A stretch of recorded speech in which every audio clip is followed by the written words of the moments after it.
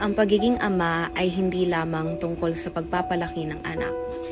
Ito ay tungkol sa pagmamahal, sakripisyo, paggabay, at pananalangin. Hindi man sila laging nagsasalita, pero araw-araw silang nagmamahal.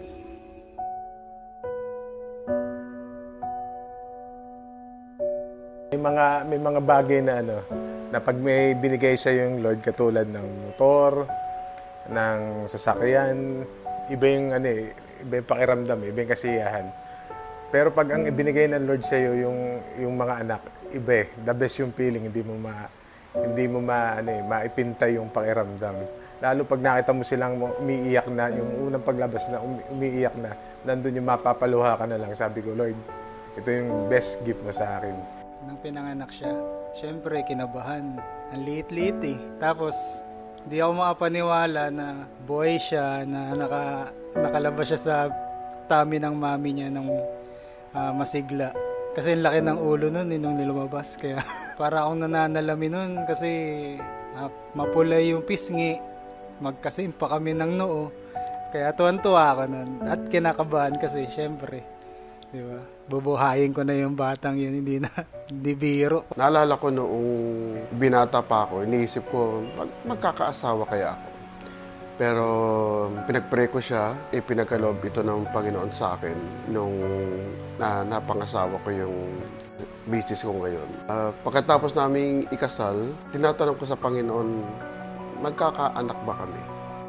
So, lagi ko siyang dasal na magkaroon ako ng anak at sana lalaki. At answered prayer ako. Nung una ko siya nakita sa nursery, iba yung pakiramdam kasi parang kumpleto ka na isang buong pamilya kayo. At alam ko may malaking gagawin ng Panginoon sa pamilya namin. Kaya pinagpapasalamat ko yun sa Panginoon. Nung una rin, kasi siyempre nag-aalala ako 3 days kung hindi nakita yung mag-ina ko. Tapos, Joy. Nung una ko nakita si Lian, hindi ako makapaniwala na, "Hoy, atay na pala ako." Mula sa unang pagkakataong nasilayan nila ang kanilang anak, hanggang sa bawat araw na sila'y lumalaki, dala-dala ng isang ama ang isang pusong patuloy na nagmamahal. Ang tanging prayer ko lang naman, kaya na sana matuto na siyang kumain ng gulay at saka hindi puro egg rice and chocolates.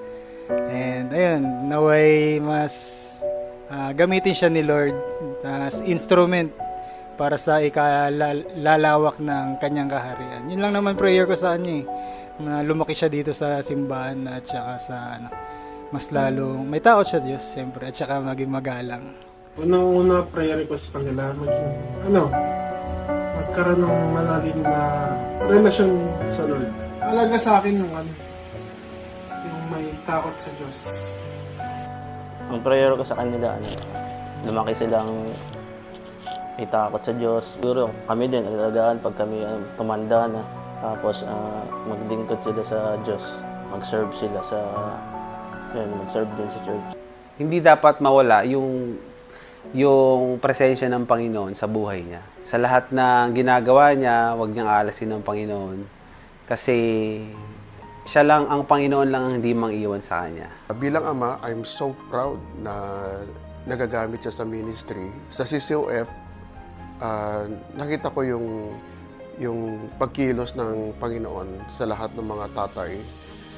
At I pray na patuloy kami magamit habang kami ay nabubuhay, patuloy kami maglilingkod at magiging spiritual father sa lahat ng mga dumadalo at miyembro ng CCOF. So para sa lahat, Happy Father's Day.